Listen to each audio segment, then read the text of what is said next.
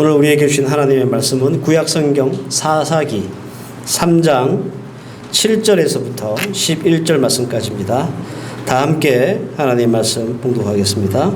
이스라엘 자손이 여호와의 목전에 악을 행하여 자기들의 하나님 여호와를 잊어버리고 바알들과 아사라들을 섬긴지라.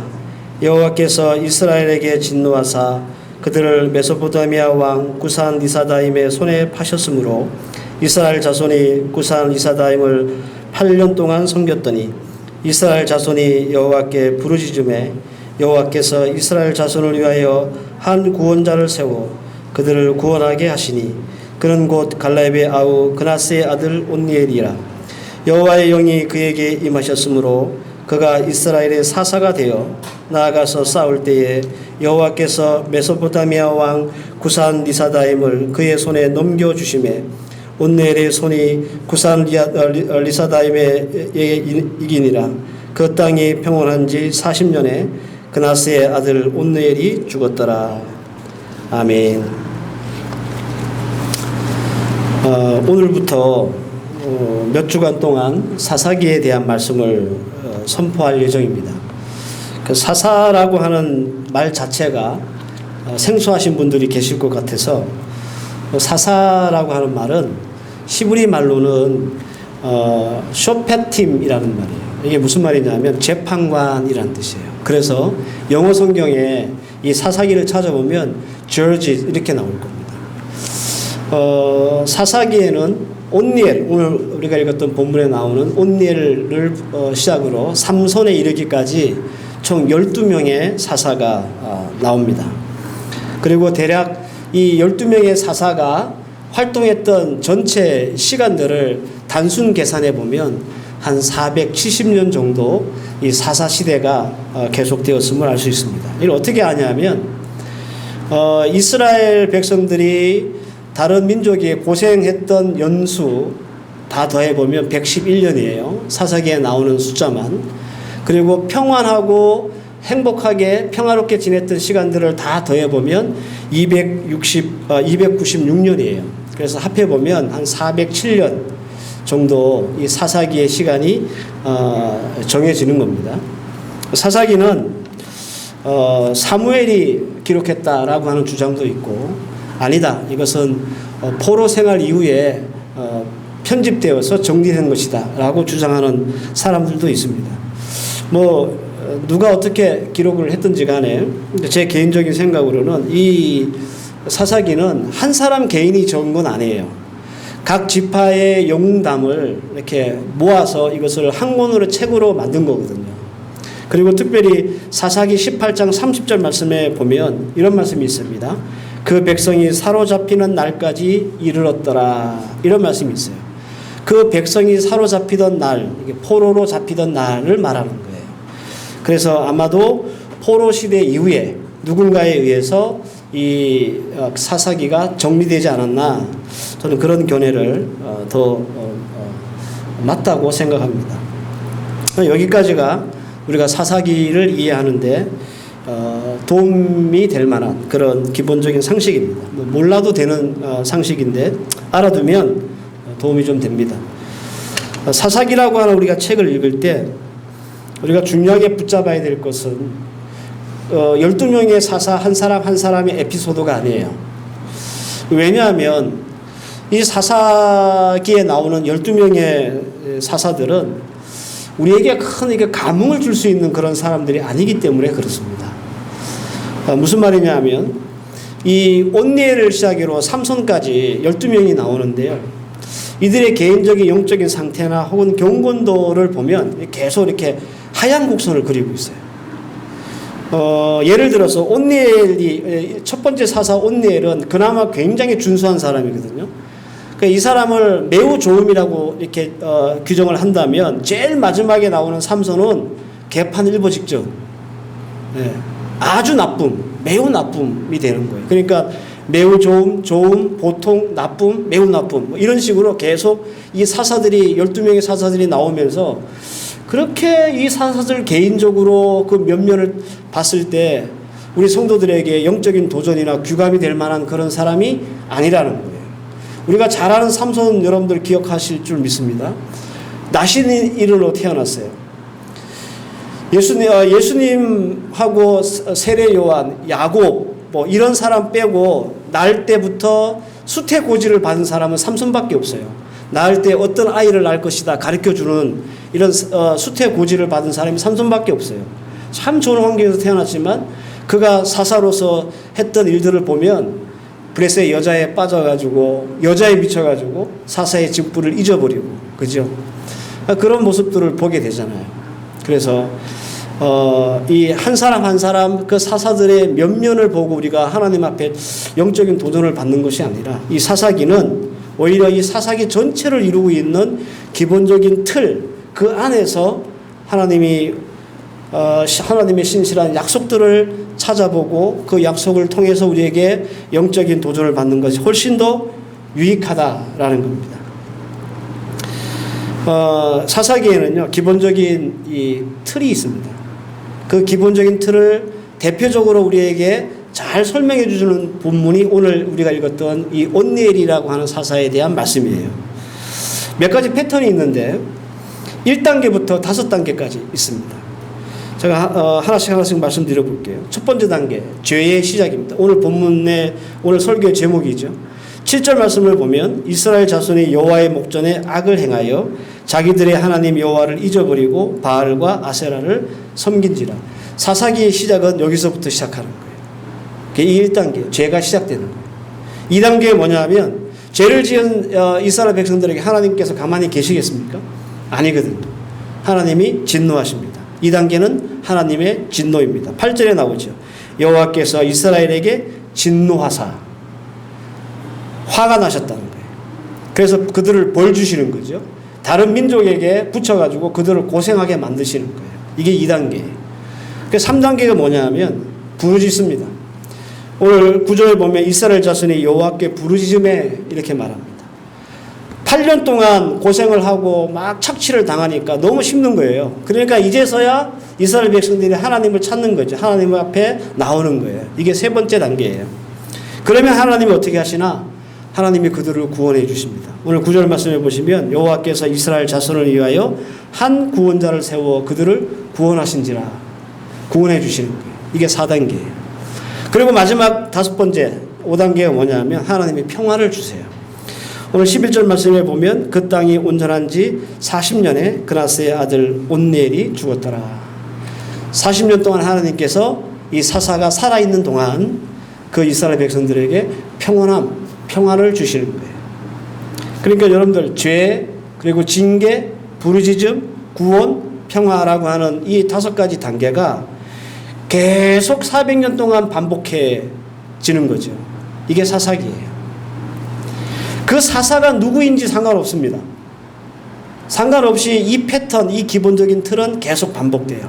죄를 짓고 징계받고 부르짖고 구원받고 평안하고. 그래가지고 한창 좀 평안해지면 다시 이들이 하나님 앞에 죄를 짓고 뭐 이런 패턴들이 계속 400년 동안 계속되는 것이 바로 사사시대다라는 겁니다.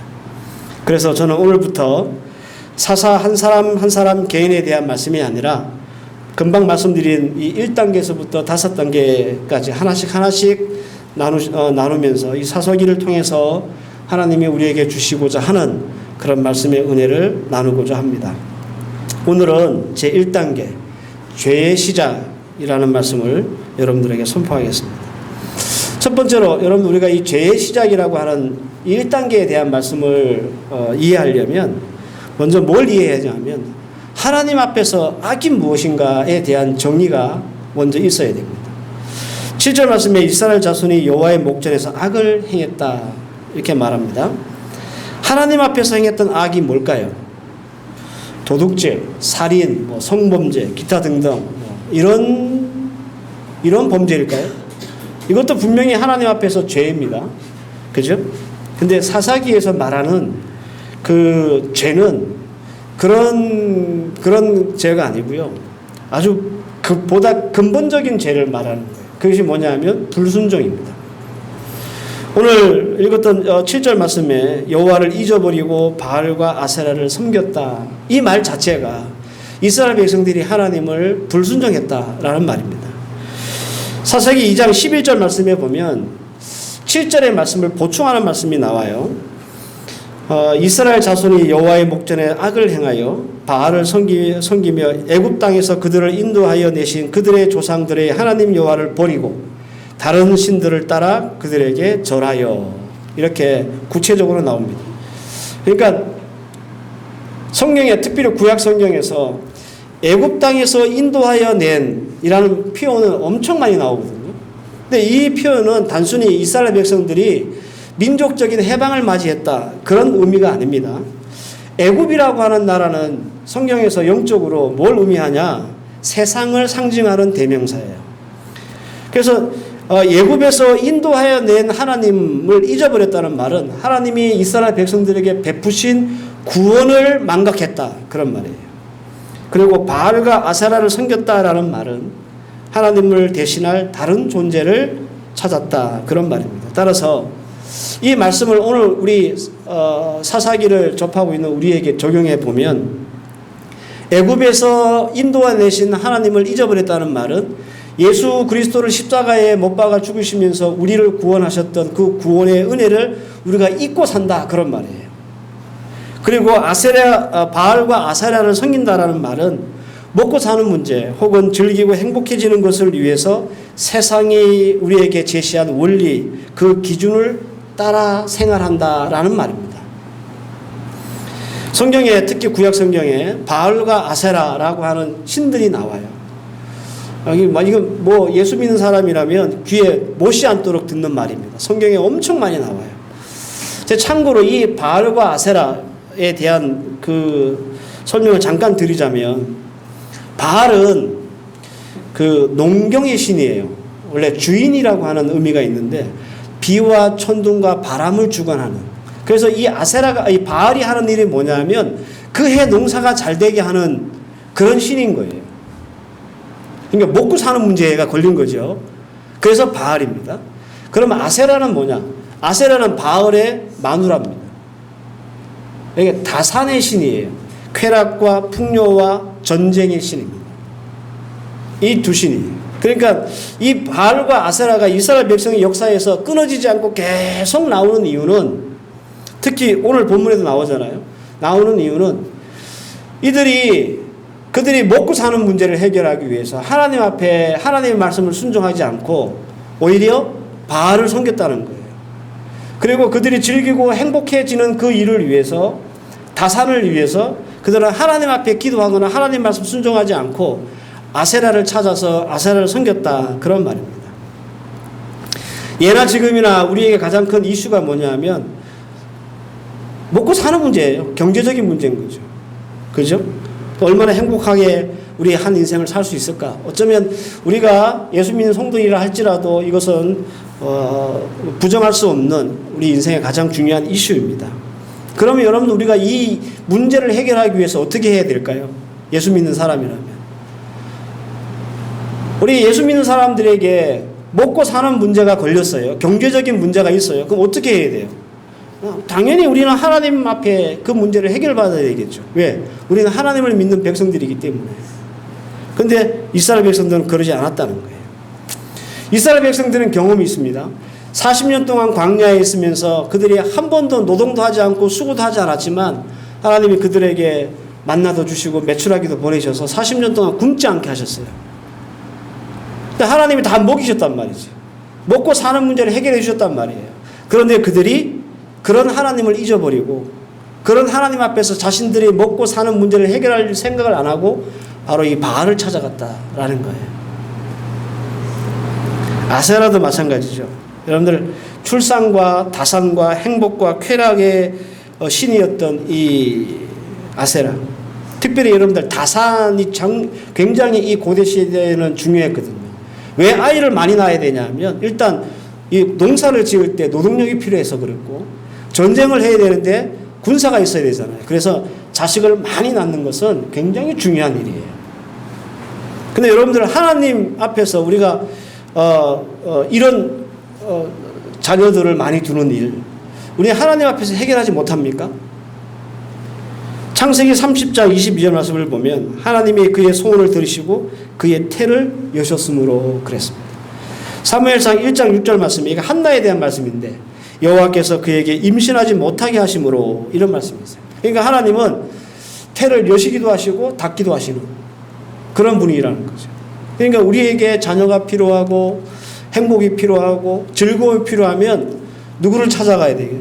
하나님을 찾아가요. 근데 이스라엘 백성들은 하나님을 안 찾고 아세라를 섬겼다 그런 말입니다. 하나님이 이 모든 것을 능히 하실 수 있는데도 불구하고 이스라엘 백성들은 바알과 아세라를 끊어내지 못했습니다. 마치 마약 같았어요. 이스라엘 백성들에게. 한 번 맛이 들리니까 이것을 잊을 수도 없고 끊을 수도 없는 거예요. 왠지 아십니까, 여러분들? 바알과 아세라를 섬기면 이 바알 신과 아세라 신하고 이렇게 제사를 지낼 때 뭘 하냐면 이 바알 신과 아세라가 서로 부부 관계라 그랬잖아요. 그죠? 그래서 집단 선교를 해요. 그래야 비도 내리고 애도 많이 난다고 생각하는 거예요. 이스라엘 백성들이 그렇게 하는 거죠.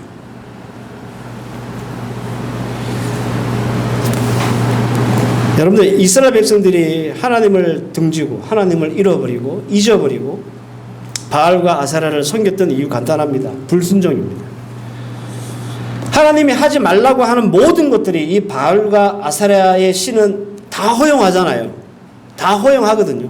그러니까 이스라엘 백성들이 굳이 하나님을 섬길 필요가 없는 거예요. 하나님의 말씀을 들을 필요가 없는 거예요. 하나님이 요거 하지 마라, 요거 하지 마라 이게 정해놓은 게 있는데 이 아세라와 바알은 이 모든 것들을 다 허물고 다 용납하고 다 오케이 하니까 이스라엘 백성들이 너무 좋거든. 그러니까 굳이 막 힘들게 하나님의 말씀 들으면서 순종할 필요가 전혀 없어졌던 거죠. 중요한 것은 우리도 바알과 아세라를 지금 21세기에 섬기고 있다라는 겁니다. 잘 먹고 잘 사는 길을 위해서 혹은 즐기고 행복하기 위해서 하나님이 하지 말라고 하는 모든 것들이 허용되는 세상의 원리와 원칙을 우리가 신봉하고 그걸 따르고 있다면 우리도 영적으로 바알과 아세라를 섬기는 사람이에요. 여러분들 예수 믿는 사람들조차도 세상은 뭔가 유능해 보이고요. 하나님은 뭔가 무능해 보여요. 예수 믿는 사람들도 그렇게 생각해요. 세상은 뭔가 이렇게 쿨한 것 같고 왠지 하나님의 말씀은 한물 간 것 같고 시대에 뒤처진 것 같고 이 별로 나한테 도움이 안 될 것 같고 그런 마음들 그런 생각들을 우리 예수 믿는 사람들이 갖고 있어요. 그래서 하나님 말씀과 세상의 원리가 주어졌을 때 우리는 하나님이 하지 말라고 하는 것을 모두 허용하는 세상의 원리와 원칙을 더 따르고 이것을 붙잡고 이걸 신봉하는 거예요. 그러니까 여러분 우리가 바알을 섬기는 거죠. 아세라를 섬기는 거예요. 신명기 28장 1절 말씀에 내 하나님이 여호와의 말씀을 삼가 듣고 내가 오늘 내게 명령하는 그 모든 명령을 지켜 행하면 이 말은 하나님 말씀 순종하면 이런 말이죠. 그리고 나서 여러 가지 복을 우리 주님께서 말씀하셨습니다. 그 유능하신 하나님이 우리에게 복을 주시는데요. 성읍과 들에서도 복을 받고 자녀와 토지와 소유에도 복을 받고 심지어는 광주리와 떡 반죽 그릇에도 복을 받고 우리가 들어가도 복을 받고 나와도 복을 받고 우리가 손으로 하는 모든 일에 다 복을 받고 때를 따라 하나님께서 비도 주시고 우리가 꼬리가 되지 않고 머리가 되게 하시고 심지어는 여러분들 우리가 심지도 않는 것에 열매 맺게 하시고 세우지 않는 성읍을 얻게 하신다. 이게 하나님의 말씀을 순종하는 자들에게 주신 축복이고 복이었어요. 그런데 이스라엘 백성들은 하나님의 말씀을 순종하지 않는 거죠. 이게 죄예요. 죄의 시작은 하나님이 우리에게 부족하기 때문이 아니라 우리가 하나님의 말씀에 순종하지 않는 바로 그것 때문에 그것이 악이고 그것 때문에 우리를 악을 행하게 되는 것입니다.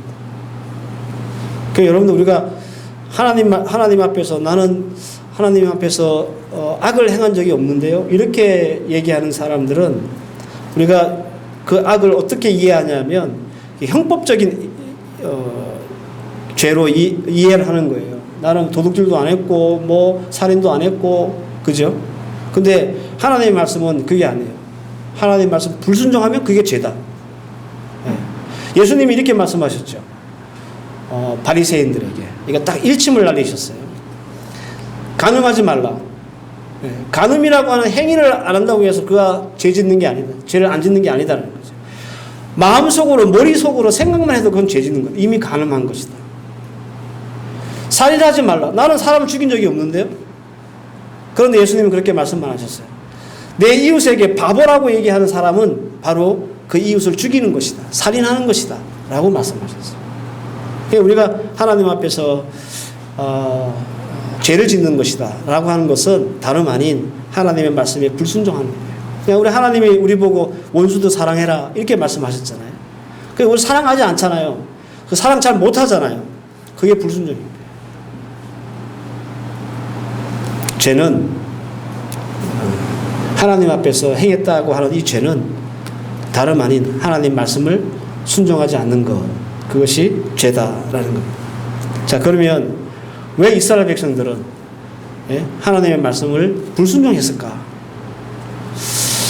오늘 우리가 읽었던 본문 바로 윗절을 보면 6절이에요. 그들의 딸들을 맞아 아내로 삼으며 자기 딸들을 그들의 아들들에게 주고, 이런 말씀이 있습니다. 최초의 인류였던 아담과 하와가 어떻게 하나님의 말씀을 불순종하고 죄를 지었는지 여러분들 기억해 보세요. 창세기 3장 6절에 나와요. 여자가 그 나무를 본즉 먹음직도 하고 보암직도 하고 지혜롭게 할 만큼 탐스럽기도 하고 한 나무인지라 여자가 그 열매를 따먹고 자기와 함께한 남편에게도 주매 그도 먹은지라. 하나님이 에덴 동산을 만들어 놓으시고 모든 것을 다 허용하셨어요. 여기 에덴 동산에 있는 건 모든 거 다 네 거고 네가 마음대로 해도 된다. 하지만 동산 중앙에 있는 선악을 알게 하는 나무는 절대로 따먹지 마라. 딱 한 가지만 제한을 하셨지 나머지는 다 허용을 하셨어요.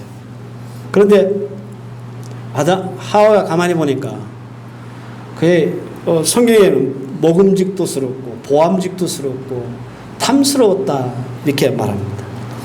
여러분, 불순종의 시작은 여기서부터 시작합니다. 사사시대에도요, 불순종은 시작점이 같습니다. 가나안에 들어가가지고 하나님의 명령을 쫓아서 그 가나안 땅을 정복하면서 그 가나안에 원래 살고 있었던 족속들이 있었잖아요. 그런데 이스라엘 백성들이 보니까 그 가나안 땅에 사는 여자들이 너무 예뻐. 이스라엘 여자보다 몸매도 좋고 얼굴도 예쁘고, 그러니까 그 여자들하고 결혼을 하는, 보암직스러운 거죠. 탐스러운 거죠. 그러니까 하나님이 절대로 하지 말라는 일들을 하는 거예요. 여호수아가 죽기 전에 남긴 유언이 있습니다. 모세를 이어서 이 여호수아는 이스라엘의 리더였고 영적인 지도자였잖아요. 그래서 그의 지도하에 가나안을 정복해 나가면서 그가 이제 말년에 죽기 전에 유언을 남긴 게 있어요. 그럼 그 유언 중에 여호수아 23장 7절 말씀에 너희 중에 남아있는 이 민족들 중에 들어가지 말라. 이 민족에게 들어가지 말라. 그들의 신들의 이름을 부르지 말라. 그것을 가리켜 맹세하지 말라. 또 그것을 섬겨서 그것들에게 절하지 말라. 이게 여호수아에게 남긴 유언 중에 하나예요. 근데 여러분들, 백성들은 이 여호수아의 유언을 듣지 않았습니다. 왜요? 가나안의 여자들이 예뻐요. 내 아내로 삼고 싶어. 그런데 그들이 가지고 있는 바알과 아사랴를 보면 이게 다 용납이 되는 거예요. 예? 아내를 2명, 3명 이렇게 거둬도 상관이 없고 이게 더 좋은 거예요. 자기 마음에 드는 거죠. 하나님이 하지 말라는 모든 것들이 다 허용되는 거예요. 그래서 그 여자들하고 결혼도 하고 그 여자들이 가지고 있는 신도 믿게 되는 거예요. 하나님 것보다 세상의 것이 더 신뢰가 가고 더 보기에 좋아 보이고 믿음직스럽고 자기를 만족스럽게 하니까 그 순간부터는 하나님 말씀이 귀쪽에 들어오지 않는 거죠. 하나님이 말씀에 순종하면 이것도 주겠다, 저것도 주겠다, 이런 복도 있다, 저런 복도 있다. 이건 이제 더 이상 귀에 들어오지 않는 거예요. 왜? 자기 눈에 보이는 욕심을 쫓아서 그것이 다 허용되고 그것이 다 만족스럽고 하니까 더 이상 하나님의 말씀은 그들에게 새로운 게 아니에요. 두려운 말씀이 아닌 거예요.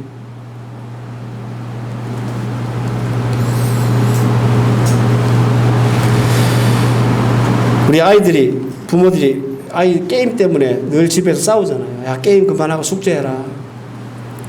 엄마 말 안 듣는 이유가 뭡니까? 걔네들은 엄마 말보다 이 게임하는 게 더 재밌거든. 더 좋거든요. 더 행복하거든. 숙제하는 것보다. 그래서 엄마 말을 안 듣는 거예요. 이스라엘 백성이 딱 그 판이에요. 바알과 아세라를 섬기기가 너무 재밌어. 이렇게 좋을 수가 없어. 자기 마음에 꼭 들어. 그러니까 더 이상 하나님을 기억하지도 않고 섬길 마음도 없고 그 말씀을 순종할 생각도 없는 거죠. 불순종은 이렇게 말씀이 제한한 그 이상의 것을 욕심을 낼 때 발생합니다. 야고보서 1장 15절 말씀에 욕심이 잉태한 즉 죄를 낳고 죄가 장성하면 사망에 이른다 이렇게 말씀합니다. 욕심이 생기기 시작하면 불순종이 생기고요. 불순종은 죄라고 하는 결과물을 낳습니다. 그러면 결국 그 죄 때문에 망한다 그런 말이에요. 그러니까 여러분들 모든 죄악과 모든 범죄의 시작은 어디서부터 시작하는 거예요? 모든 불순종은 어디서부터 시작하는 거예요? 내가 가지고 있는 인간적인 욕심에서 시작하는 거예요. 만약에 이스라엘 백성들이 하나님께 대한 욕심을 더 부렸고 그 욕심이 더 넘쳐났다면 어떻게 됐을까? 그들이 하나님을 어떻게 하면 우리 조상이었던 우리 선배였던 여호수아처럼 내가 어떻게 저 하나님을 더 잘 섬겨볼까라고 하는 욕심이 이 이스라엘 백성들에게 있었다면 어떻게 됐을까요? 단언컨대 사사시대는 없습니다. 없을 수밖에 없죠. 그죠? 야, 우리 그 믿음의 영웅들, 여호수아와 함께 했던 그 많은 장로들이 하나님 믿는 믿음으로 이 가나안 땅을 정복하고 하나님이 주신 약속의 땅을 차지했어. 우리는 저 선배들보다, 저 어른들보다, 더 기성세대들보다 더 예수 잘 믿어봐야지, 더 하나님 잘 믿어봐야지, 더 말씀에 순종해야지 라고 하는 욕심이 차고 넘쳤다면 여러분 이스라엘 백성들은 사사시대라고 하는 이 암울한 시대가 오지 않았다는 거예요. 이 사사시대는 참 부끄러운 역사거든요. 이스라엘 역사에 있어서. 그런데 불행히도 이스라엘 백성들에게는 이 욕심이 없었어요. 사사기 2장 10절 말씀에 그 세대의 사람도 다 그 조상에게로 돌아갔고 그 후에 일어난 다른 세대는 여호와를 알지 못하며 여호와께서 이스라엘을 위하여 행하신 일도 알지 못하더라 그랬습니다. 여호수아가 죽고 또 그와 함께 했던 사람들이 다 죽었어요. 그 다음 세대가 또 여호수아처럼 예수를 잘 믿어야 되잖아요. 네? 그런데 그 다음 세대가 태어난 게 아니라 성경에 보면 another generation, 다른 세대가 태어났다 그런 말이에요. 쉬운 말은 뭐냐면 믿음 생활하고 목사했던 제가 죽고 나서 제 아들 창조와 태주가 예수 안 믿는다 그런 말이에요. 여러분들 예수 잘 믿고 신앙생활 잘 했는데 여러분들 자식 때는 하나님이 누구인지도 모르고 하나님 앞에 하나님이 어떤 분인지도 알지 못하고 알려고도 하지 않는다 그런 말이에요. 그래서 다른 세대 another generation이 태어났다고 얘기하는 거예요. 왜 이렇게 됐을까요, 여러분들? 예? 여호수아 같이 그렇게 하나님께 욕심이 많았던 여호수아가 죽고 나서 그 다음 세대가 똑같이 하나님을 섬기는 세대가 태어난 게 아니라 전혀 다른 말종들이 태어났단 말이에요. 왜 그랬을까요? 여호수아가 그들에게 잘못 가르치고 안 가르쳐서 그랬을까요? 아닙니다, 여러분. 안 가르친 게 아니고요. 가르쳤는데 그들이 받아들이지 않았기 때문에. 왜 안 받아들였을까요? 왜 안 받아들였을까요? 바알과 아세라가 너무 좋거든. 굳이 하나님에 대해서, 믿음에 대해서 욕심을 낼 필요가 없거든. 여호수아의 유언 중에 이런 내용도 있습니다. 여호수아 23장 8절 말씀에 오직 너희 하나님 여호와께 가까이 하기를 오늘날까지 하는 것처럼 해라. 11절 그러므로 스스로 조심하여 너희 하나님 여호와를 사랑하라. 이 유언의 초점이 뭐냐면 하나님을 사랑하고 가까이 하라는 것은 욕심을 내라는 거예요. 하나님 앞에 욕심을 내라. 하나님 더 잘 섬기려고 욕심내고 하나님 더 잘 섬겨보려고 우리가 마음을 내고 그래 보라는 거예요.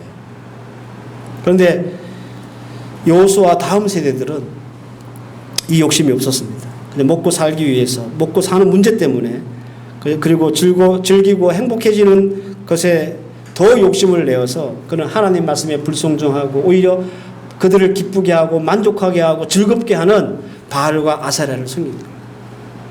하나님은 하지 말라는 게 엄청 많은데 바알은 괜찮다고 막 그러는 거예요. 그러니까 사람들 마음이 하나님께 쏠리지 않고 바알과 아세라에 쏠리는 거예요. 여러분들도 그렇지 않습니까? 세상에는 여러분들 예수 믿는 사람들이 갖고 있는 규정 혹은 제한들을 다 오케이 합니다. 다 오케이 한다고. 그래서 세상 살기 편한 거예요. 굳이 우리가 하나님의 말씀 지키며 고달프게 살 필요가 없는 거예요. 아, 요즘 세상이 어떤 세상인데 그렇게 사냐고 세상 사람들은 그렇게 얘기해요. 야, 그 정도면 괜찮아. 라고 우리에게 속삭여요. 그래서 우리는 그렇게 사는 거예요. 바알과 아세라를 따르는 거죠.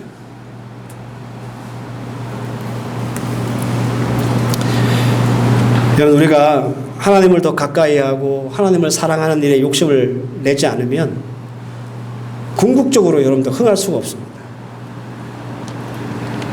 이 사사기가 우리에게 주는 교훈이에요. 이 죄의 시작 다음에 뭐가 온다고요? 징계가 있다고요. 징계가.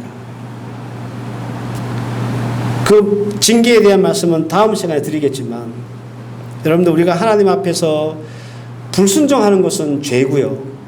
그 불순종은 왜 생기냐 하면 바로 내가 하나님에 대한 욕심 없이 세상에 대한 욕심, 그것 때문에 우리는 하나님의 말씀을 더 이상 듣기 싫어하는 거예요. 우리는 늘 생각하죠. 어떻게 하면 우리 마트가 잘 될까? 어떻게 하면 사업이 번창할까? 어떻게 하면 우리 애들 잘 키워가지고 좋은 학교 보내서 좋은 직장 들어가게 할까? 그죠? 저도 그 걱정해요. 네. 욕심이 있으면 또 여건이 되면 또 욕심도 좀 부리고 싶고 그런 마음이 인지상정입니다. 그런데 그런 세상적인 욕심을 품는 만큼 우리가 하나님을 어떻게 더 섬길까? 우리 자식들한테 어떻게 하나님을 더 하나라도 가르쳐 줄까? 혹시 이 자식들이 내가 죽고 나서 예수 안 믿으면 어떡하나? 교회하고 등지고 살면 어떡하나? 이런 걱정 안 하고 사십니까? 저는 제가 목사지만 그런 걱정합니다. 하는 꼴이 잘 안 믿을 것 같아요. 자식들이.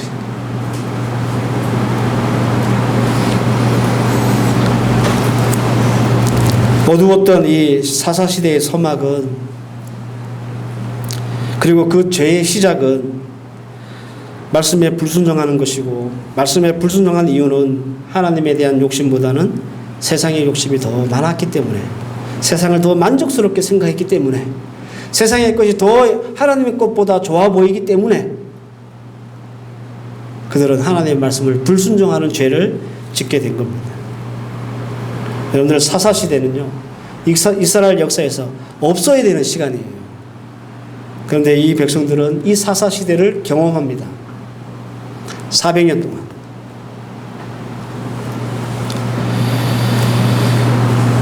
그럼에도 불구하고 우리 성도 개인적으로나 교회적으로나 요즘은 다 사사시대가 도래된 것 같아요. 지금 우리가 사사시대에 살고 있는 것 같아요. 제 느낌이 그래요. 성도와 교회는 세상 욕심으로 가득 차 있습니다. 공공연하게 하나님의 말씀을 불순종하면서도 그리고 그것을 당연하게 여기고 또 그것을 자각하지 못합니다. 왜 요즘 들어서 세상 사람들이 교회에게 하는 말이 있죠. 교회가 물질 만능주의가 됐다. 이 말은 무슨 말이냐면 하나님을 섬겨야 될 교회가 하나님보다 돈을 더 우선시한다. 그런 말이에요. 돈을. 요즘 텔레비에 자주 나오는 목사님 계시잖아요. 막 문제 때문에 막 있죠. 그분 500억 받았다 그러잖아요. 그걸 자식한테 맡겼다더라고요. 성도 못 믿는 거. 그런 모습을 보면 세상 사람들이 야 교회는 정말 하나님 만능주의구나. 하나님 말씀대로 사는구나. 이렇게 생각하겠어요? 아 교회도 뭐 다 돈으로 굴러가는구만. 이렇게 얘기 안 하겠어요?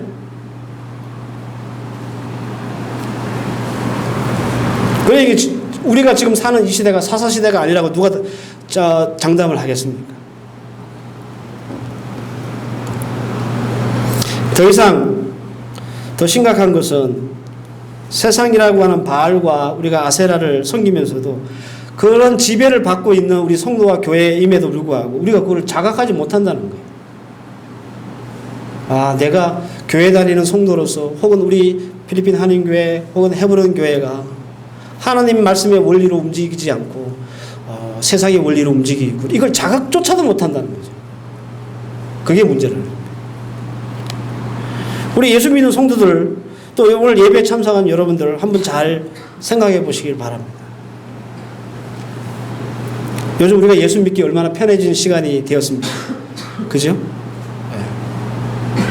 얼마나 우리 예배 생활이 정말 뭐랄까요, 윤택해졌습니까? 이런 얘기하면 또 꼰대라 얘기하겠지만 옛날 성도들은 옛날 성도라고 해봤자요, 그게 아니고 우리 부모님 세대, 제 어머니 세대 성도님들은 우리처럼 신앙생활 안 했거든요. 고난이 오고 핍박이 오고 그러면 보따리 싸들고 이부자리 싸들고 교회 맨바닥에 가가지고 기도하고 그러셨어요. 근데 요즘 우리가 목사님 저를 위시해서 많은 성도들이 그러지 못하고 있다. 죄의 시작. 저는 여러분들 이번 한 주간 동안 이 말씀을 좀 곰곰이 묵상할 수 있기를 바랍니다. 죄가 시작되지 않았다면 하나님의 진노도 없었겠죠. 그죠? 어디서부터 우리가 잘못됐는지 우리의 삶을 이렇게 한번 딱 하나님 앞에 펼쳐놓고 어디에서부터 삐뚤어졌는지 이거 바로잡아야 돼요. 이거 바로잡지 않으면 우리는 이 사사시대를 계속 반복하게 됩니다. 나중에 설명드리겠지만 여러분들 진노의 자리에 계속 머물러 있는 성도가 있어요. 하나님이 징계하시는 그 징계의 자리에 계속 머물러 있는 성도가 있습니다. 죄만 계속 짓는 성도가 있어요. 제가 이 말씀 다 마무리할 때 말씀을 드리겠지만 굉장히 중요합니다. 그래서 적어도 이 5개의 사이클이 돌아가는 것만으로도 충분히 저는 다행이라고 생각해요. 그런데 그렇지 못한 성도들이 있어요. 그래서 문제인 거예요. 오늘 주신 말씀 잘 기억하고 오늘 이 말씀으로 여러분 좀 돌아보고 나는 과연 이 5개의 이 서클 중에 어디에 속해 있는가 한번 찬찬히 여러분 스스로를 점검할 수 있는 그런 시간 되실 수 있기를 주의 이름으로 축원합니다. 기도하십시다. 하나님, 세상 것이 더 하나님 것보다 좋아 보이고 보암직도 하고 그래서 우리는 하나님의 말씀을 더 이상 듣지 않습니다. 왜냐하면 세상 것이 더 만족스럽기 때문입니다. 이 불순종은 하나님 앞에서 죄가 되고 이 죄 때문에 우리는 징계를 받습니다.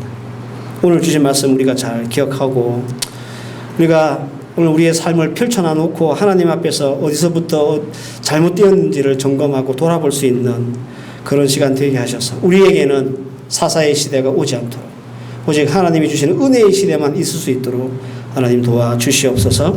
예수님의 이름으로 기도하옵나이다. 아멘.